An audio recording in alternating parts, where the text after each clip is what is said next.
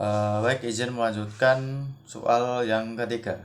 Baik, langsung saja. Jadi, penerapan syariat Islam secara kafah atau menyeluruh di Indonesia ini adalah topik yang kompleks dan konversional. Nah, terutama mengingat keanekaragaman etnis budaya dan agama di negara ini. Secara historis, Indonesia telah menjalankan pendekatan yang lebih inklusif dan moderat terhadap Islam. Jadi berusaha untuk menjaga harmonisasi sosial di tengah pluralisme. Jadi penerapan syariat Islam secara menyeluruh itu dapat menyebabkan ketegangan dan konflik sosial. Mengingat di Indonesia ini ada banyaknya interpelasi penerapan hukum Islam yang berbeda di antara kelompok-kelompok Islam sendiri, di antara kelompok-kelompok Islam itu sendiri. Jadi upaya untuk penerapan syariat secara kafah itu sering terkali dihadapi dengan resistensi tidak hanya dari kelompok non-muslim, tapi juga dari muslim yang moderat dan liberal yang khawatir akan adanya pemaksaan dan hilangnya nilai-nilai. Jadi pluralisme dan demokrasi yang telah lama dijaga itu takut hilang. Lalu ada ketidakharmonisan antara kelompok Islam moderat, Puritan, dan liberal di Indonesia.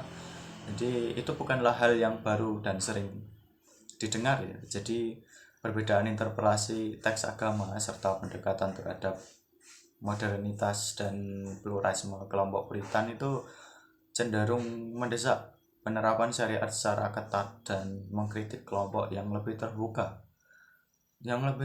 dan fleksibel.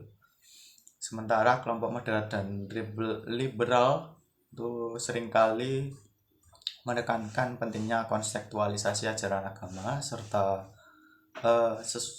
sesuai dengan nilai-nilai demokrasi dan hak asasi manusia. Jadi ketegangan ini tuh dapat dilihat dari perdebatan publik, konflik politik, dan juga bisa bahkan insiden kekerasan. Dari data sejarah menunjukkan bahwa ketegangan ini sudah ada sejak di era kemerdekaan Indonesia dengan berbagai pemberontakan dan gerakan yang menuntut penerapan syariat Islam secara menyeluruh. Jadi seperti Darul Islam atau Tentara Islam pada tahun 1950-an. Nah, untuk solusi ini mengatakan untuk solusi ini diperlukan untuk pendekatan yang logis.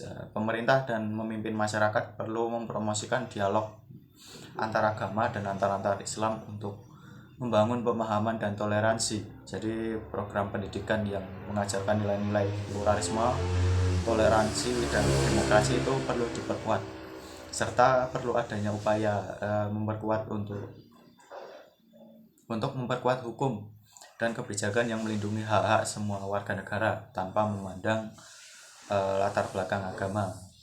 Selain itu, penting juga untuk mengakui bahwa menghormati keberagaman Islam sambil mencari titik temu yang bisa memajukan kesejahteraan dan keadilan bagi semua warga Indonesia. Jadi pendekatan moderat yang kontekstual seperti yang dilakukan oleh Nahdlatul Ulama dan MU Muhammadiyah itu dapat menjadi model untuk mencapai keseimbangan antara penerapan syariat dan penghormatan terhadap pluralisme dan hak asasi manusia. Jadi menurut saya sekian dari saya. Terima kasih. Jika ada salah katanya saya mohon maaf yang besar-besarnya. Sekian dari saya. Wassalamualaikum warahmatullahi wabarakatuh.